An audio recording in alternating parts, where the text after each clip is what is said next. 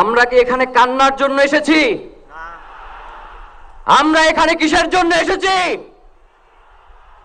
আমার ভাইয়ের রক্তের বদলা নেওয়ার জন্য আজকে আমরা এই জানাজায় দাঁড়িয়েছি।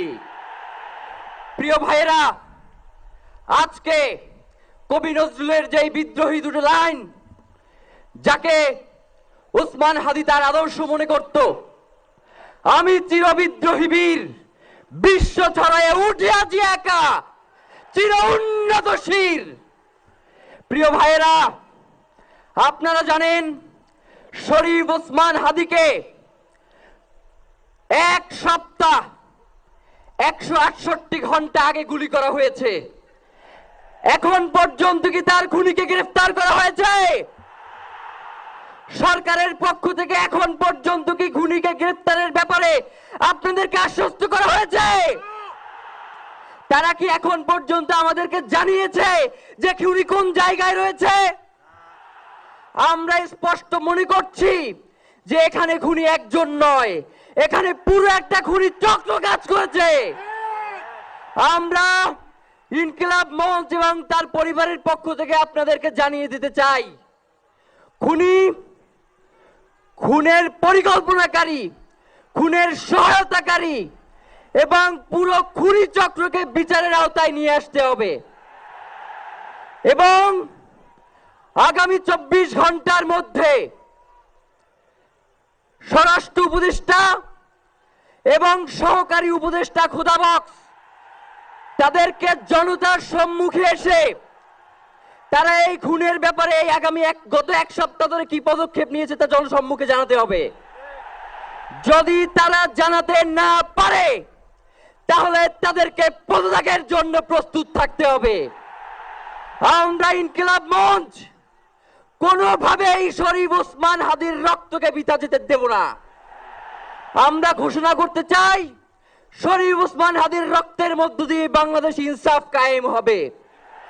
আপনাদেরকে তিনি বারংবার বলেছেন, বাংলাদেশের স্বাধীনতা সার্বভৌমত্ব রক্ষা এবং ইনসাফের লড়াইয়ের জন্য আমাদেরকে যদি জীবন দিয়ে দিতে হয় আমরা জীবন দিয়ে দেব, তবু ইনসাফের লড়াই ছাড়বো না।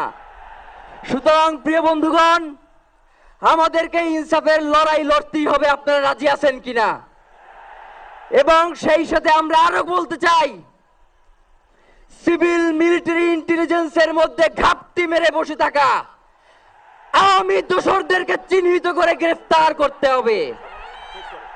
প্রিয় সংগ্রামী বন্ধুগণ, শরীফ ওসমান হাদির পরিবারকে জানানো হয়, রাষ্ট্রের পক্ষ থেকে আপনাদেরকে যদি কোনো সুবিধা দরকার হয় আপনারা আমাদেরকে বলবেন।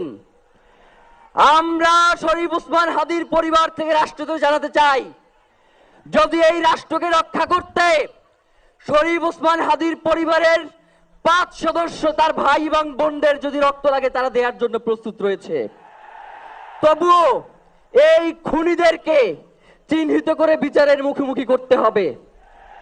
আমরা আপনাদেরকে আরেকটা ঘোষণা দিয়ে আজকের বক্তব্য শেষ করতে চাই, ওসমান হাদির নিরাপত্তার জন্যই কোন জায়গা থেকে তার লাশ নিয়ে যাওয়া হবে আমরা জানি না। ওসমান হাদি ভাই কি মৃত? তিনি আমাদের লক্ষ কোটি তরুণের মধ্যে জীবিত রয়ে যাবেন ইনশাআল্লাহ। আপনাদেরকে জানিয়ে দিতে চাই, কোন ধরনের সহিংসতা ছাড়া আমরা যেহেতু ওসমান হাদির লাশকে আমরা জাতীয় কবি কাজী নজরুলের পাশে দাফন করার ব্যবস্থা করতেছি, আপনারা সবাই এই প্রোগ্রাম শেষে জনতা মিছিল নিয়ে শাহবাগে চলে যাবেন।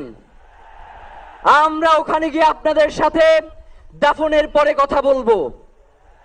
হয় বাংলাদেশের স্বাধীনতা সার্বভৌমত্ব থাকবে, বাংলাদেশের ইনসাফ কায়েম হবে, নয়তো আমরা বাংলাদেশের জন্য রক্ত দেওয়ার জন্য সবাই প্রস্তুত রয়েছি।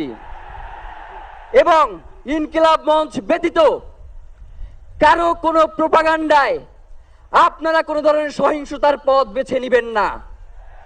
আমরা ইনকিলাব মঞ্চের পক্ষ থেকে আপনাদেরকে জানাবো কখন কি ব্যবস্থা গ্রহণ করতে হবে। আপনাদের সকলকে, এই লক্ষ লক্ষ মানুষকে, আজকে শরীফ ওসমান হাদির জন্য যারা এসেছেন, শহীদ শরীফ ওসমান হাদি, তাকে আমরা সবাই দোয়া করব এবং তার যেই লড়াইয়ের পথ, তার যেই সাংস্কৃতিক আন্দোলন, তার যেই আধিপত্যবাদের বিরুদ্ধে লড়াই, আমরা সকলে সেটাকে একসাথে প্রতিহত করব। বাংলাদেশ জিন্দাবাদ, ইনকিলাব জিন্দাবাদ।